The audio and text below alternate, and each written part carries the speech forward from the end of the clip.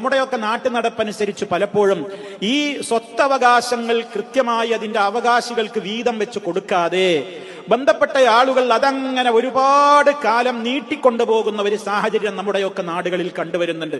സഹോദരങ്ങളെ, ഇത് ഒഴിവാക്കണം.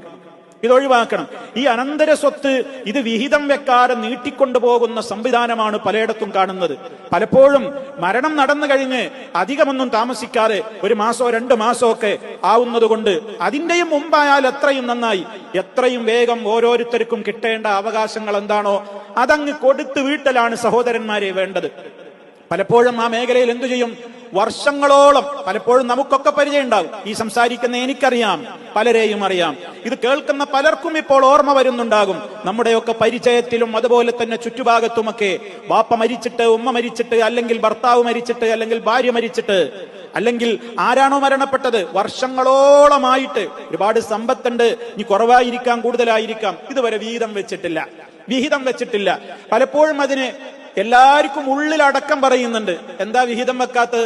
എല്ലാവർക്കും ഉണ്ട്, കിട്ടിയാൽ തിരക്കടില്ല, ആഗ്രഹം ഉണ്ടാവുമല്ലോ, അവർക്ക് ബന്ധപ്പെട്ട അവരുടെ സ്വത്തല്ലേ, അവകാശമല്ലേ. പലപ്പോഴും ചിലപ്പോൾ ഫക്കീറുകളായ ആളുകൾ ഉണ്ടാകും, അവർക്ക് വല്ലതും കിട്ടിയെങ്കിൽ, ഇത് ഓഹരി വെച്ച് കിട്ടിയെങ്കിൽ, ഞങ്ങളുടേതായ വിഹിതം കിട്ടിയെങ്കിൽ അതിൽ എന്തെങ്കിലുമൊക്കെ ചെയ്യായിരുന്നു, അല്ലെങ്കിൽ അത് വിറ്റ് വേറെ എവിടെയെങ്കിലും മറ്റെന്തെങ്കിലും വല്ല സംവിധാനങ്ങളിലേക്ക് അത് ഉപയോഗപ്പെടുത്താമായിരുന്നു എന്നൊക്കെയുള്ള അടക്കം പറച്ചിലുകളും ആഗ്രഹങ്ങളും ഒക്കെ മനസ്സിൽ സൂക്ഷിച്ചുകൊണ്ട് നടക്കുന്നുണ്ട്. പക്ഷേ പെങ്ങന്മാർക്ക് ആങ്ങളമാരോട് ചോദിക്കാനൊരു മടി, അതുപോലെ തന്നെ ചെറിയവരായ ആളുകൾക്ക് മുതിർന്നവരോട് ഇത് പറയാനൊരു മടി. എന്താ മടി എന്നറിയോ? സ്വാഭാവികമായിട്ടുള്ള മടി. ഇപ്പൊ നിങ്ങൾക്ക് ഞാനിത് സംസാരിക്കുമ്പോൾ നിങ്ങളൊക്കെ മനസ്സിൽ വരുന്നുണ്ടാകും, എന്താണ് ആ മടി? എന്താ മടി? മുതൽ ചോദിച്ചാൽ പറയും, കണ്ടോ ഓന്റെ ഒരു ആർത്തിയുണ്ടില്ലേ, എന്താ ഓന്റെ ആർത്തിയുണ്ടില്ലേ, പാപ്പ മരിച്ചിട്ട് ഇത്ര ഈസായിട്ടുള്ളൂ, ഉമ്മ മരിച്ചിട്ട് ഇത്ര ഈസായിട്ടുള്ളൂ, എനിക്കിപ്പോ മുതലിപ്പൊ തന്നെ വേണത്രേ, എന്താ മുതലിന്റെ ഒരു ആർത്തി കണ്ടില്ലേ എന്ന് ഇത് ചോദിക്കാൻ വരുന്നവനോട് മറ്റുള്ളവർ പറയും എന്ന ലജ്ജ കാരണത്താൽ ആത്മാർത്ഥമായി തന്നെ അത് ചോദിക്കാൻ ആഗ്രഹം ഉള്ളിൽ ഒതുക്കി നടക്കുന്ന എത്രയോ അവകാശികൾ ജീവിച്ചിരിപ്പുണ്ട്. പക്ഷെ അവർ ചോദിക്കൂല. പലപ്പോഴും മറ്റുള്ളവർ പറയും, ബന്ധപ്പെട്ടവർ പറയും, അങ്ങനെ ഉണ്ടെങ്കിൽ എന്റെ പങ്ങന്മാർക്ക് എന്താ എന്നോടാണ് ചോദിക്കൂല. എന്തിനാ ചോദിക്കാൻ കാത്തു നിൽക്കുന്നത്? എന്തിനാ അതിന് സമയം നീട്ടുന്നത്? സമയമായി മരണം നടന്നു കഴിഞ്ഞാൽ അത് മറ്റുള്ളവന്റെ അവകാശമാണ്. അത് എത്രയും വേഗം കൊടുത്തു വീട്ടുന്നോ അത്രയും നല്ലതാണ്. അതിങ്ങനെ ഇട്ട് നീട്ടിവെച്ച് ഇവൻ ഒറ്റക്ക് ഇങ്ങനെ കൈകാര്യം ചെയ്യാ. ഇനി അതല്ല, എല്ലാവരും കൂടെ സംതൃപ്തമായിട്ടൊരു തീരുമാനത്തിൽ എത്തിയിരിക്കുകയാണ്. ഈ പൊതുസ്വത്തായിട്ട് അവിടെ നിൽക്കട്ടെ, ഒരാൾ അതുകൊണ്ട് ക്രയവിക്രയങ്ങളൊക്കെ നടത്തിക്കോട്ടെ, നമുക്കത് മൊത്തമായിട്ട് ഇങ്ങനെ ആ വിധത്തിൽ കുറച്ച് വീതം വെക്കുമ്പോഴുള്ള അതിന്റെ വരുമാനങ്ങളൊക്കെ നമുക്ക് ഈ വിധത്തിലൊക്കെ ഭാഗിച്ചെടുക്കാം എന്ന് അവർ പരസ്പരം ഒരു ധാരണയിലൊക്കെ എത്തി വിഹിതമൊക്കെ നൽകുന്നുണ്ടെങ്കിലൊക്കെ കുഴപ്പമൊന്നുമില്ല. പക്ഷേ ഇന്ന് അതല്ല നടക്കുന്നത്. അത് ഒരുത്തനങ്ങനെ കൈകാര്യം ചെയ്ത് അങ്ങനെ പോവും, മറ്റുള്ളവരൊരു ചോദിക്കാൻ പോകില്ല, വർഷങ്ങളോളം അങ്ങനെ കിടക്കും. മറ്റാരെങ്കിലും ചോദിച്ചാൽ പറയും, ഞാൻ എങ്ങനെ അത് ഞാൻ ചോദിച്ചാപ്പ എനിക്ക് മുതലിനോട് ആർത്തിയാന്ന് പറയൂലേ എന്നൊക്കെ പറഞ്ഞിട്ട് ഇങ്ങനെ അടക്കം പറയാണ് പല സാധുക്കളും. അത് പറ്റില്ല എന്നാണ് ഓർമ്മപ്പെടുത്തുന്നത്. അത് വിഹിതം വെച്ചു കൊടുക്കണം. ഇതിന്റെ ഗൗരവം മനസ്സിലാക്കണം നമ്മൾ. ഇത് ശരിക്കും നബി സല്ലല്ലാഹു അലൈഹി വസല്ലമ പറഞ്ഞ 2 കാര്യങ്ങളോട് ഇത് സാദൃശ്യം വരുന്നുണ്ട്, നമ്മൾ മനസ്സിലാക്കണം. ഒന്ന്, അവിടുന്ന് പറഞ്ഞു എന്ത്? മത്ലുൽ ഗനിയ്യി ളുൽമുൻ. ശരിക്കും പഠിച്ചു മനസ്സിലാക്കി വെക്കണം. ഒരു സമ്പന്നനായ ആള്, അഥവാ മത്ലുൽ ഗനിയ്യി എന്ന് പറഞ്ഞാൽ, ഞാൻ ഒരാളെ അടുത്ത് കാശ് കടം വാങ്ങിയിട്ട് ഞാൻ അയാളോട് പറഞ്ഞു, ഞാൻ 1-ാം തീയതി ഇത്ര തിരിച്ചു തരുന്നു. അങ്ങനെ 1-ാം തീയതി തിരിച്ചു തരാൻ എന്റെ കയ്യിൽ ക്യാഷ് ഉണ്ട്, എന്നിട്ടും ഞാൻ അതിങ്ങനെ തരാതെ ഇങ്ങനെ നീട്ടിക്കൊണ്ടുപോകുക. അതിനാണ് മത്ല് എന്ന് പറയാം. സ്വീപ്പാക്കുക എന്ന് പറയും നമ്മളെ മലയാളത്തിൽ. സ്വീപ്പാക്കുക, തരാതെ അങ്ങനെ ഇട്ട് സ്വീപ്പാക്കുക, അങ്ങനെ കബളിപ്പിക്കുക. അത് ളുൽമാണ്, അത് അക്രമമാണ്. അത് പരലോകത്ത് വമ്പിച്ച അക്രമികൾക്ക് ലഭിക്കുന്ന ശിക്ഷക്ക് കാരണമായി തീരും. അതുകൊണ്ട് കഴിവുണ്ടായിട്ടും, കൊടുത്തു വീട്ടാൻ കഴിവുണ്ടായിട്ടും, സമയവും സൗകര്യവും ഉണ്ടായിട്ടും അത് ചെയ്യാതെ നീട്ടി ഇങ്ങനെ ആരാന്റെ അവകാശം നീട്ടിക്കൊണ്ടുപോകലാണ് മത്ല്. അത് ളുൽമാണ് നബി സല്ലല്ലാഹു അലൈഹി വസല്ലം പറഞ്ഞത്. ഈ മേഖലയിലേക്ക് അത് ബാധകമാണ്. മറ്റുള്ളവരുടെ അവകാശം അവർക്ക് കിട്ടേണ്ടത് എത്രയാണെങ്കിൽ അത് വേഗം കൊടുത്തൊഴിവാക്കിക്കൂടെ? അത് ഒഴിവാക്കാതെ, ആ ബാധ്യത നിർവഹിക്കാതെ നമ്മളിങ്ങനെ കൊണ്ടുപോകുക ഓരോ നൊണ്ടിന്യായങ്ങൾ പറഞ്ഞിട്ട്. അങ്ങനെ നീട്ടി കൊണ്ടുപോകുന്നത് ളുൽമാണ്. അത് നീട്ടിക്കൊണ്ടുപോകുന്നവൻ അനുഭവിക്കേണ്ടി വരും അതിന്റെ ശിക്ഷ. ഇത് ഗൗരവത്തോടുകൂടെ നമ്മൾ മനസ്സിലാക്കണം.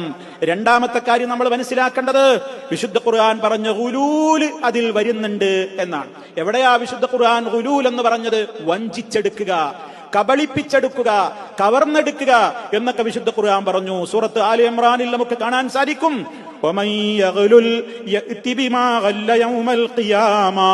ആരെങ്കിലും അവൻ അർഹതപ്പെട്ടതല്ലാത്തത് കബളിപ്പിച്ചെടുക്കുന്നുവെങ്കിൽ, വഞ്ചിച്ചെടുക്കുന്നുവെങ്കിൽ, അവൻ വരും ബിമാഗല്ല, അവൻ വഞ്ചിച്ചെടുത്ത മുതലുമായി യൗമൽ ഖിയാമ, ഖിയാമത്ത് നാളിൽ അവൻ മഹ്ശറിൽ ഇങ്ങനെ ഓടി നടക്കും.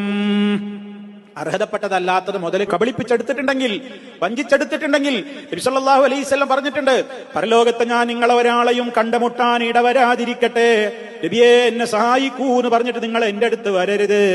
എന്തേ കാരണം? അങ്ങനെ വരാനുള്ള കാരണം എന്താകും?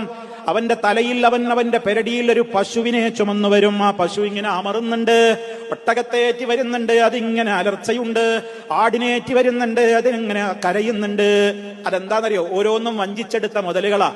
അങ്ങനെ കബളിപ്പിച്ചെടുത്ത മുതലെന്താണോ അത് ഭൂമിയാണെങ്കിൽ ഭൂമി, എന്താണെങ്കിലും ഏത് വസ്തുക്കളാണോ മറ്റുള്ളവന്റെ അവകാശമായിട്ട് അത് സമയത്ത് കൊടുക്കാതെ പറ്റിച്ചെടുത്ത മുതലുമായിട്ട് ഞാൻ നടക്കുന്നുണ്ടെങ്കിൽ അതും കൊണ്ട് പരലോകത്ത് വരും. അവിടെ നിങ്ങൾ എന്നോട് വന്നിട്ട് കരഞ്ഞിട്ട് കാര്യമുണ്ടാകൂല, നിങ്ങൾ ശ്രദ്ധിക്കണേ എന്ന് നബി സല്ലല്ലാഹു അലൈഹി വസല്ലമ മുന്നറിയിപ്പ് കൊടുത്ത വഞ്ചിച്ചെടുക്കല്ലെന്ന് പറയുന്നതിൽ ഇതും പെടുന്നു. അതുകൊണ്ട് എന്താണെന്നറിയോ?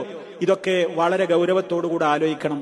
ഇനിയെങ്കിലും എന്റെ ശബ്ദം ശ്രവിക്കുന്ന ആരെങ്കിലും മരണപ്പെട്ട ആളുകളുടെ സ്വത്ത് അത് എത്ര കൂടുതലാവട്ടെ കുറവാകട്ടെ ഓഹരി വെക്കാതെ കിടക്കുന്നുണ്ടോ, എത്രയും പെട്ടെന്ന് ഓഹരി വെച്ച് അർഹതപ്പെട്ടവർക്ക് വീതം വെച്ചാണ് കൊടുക്കുക.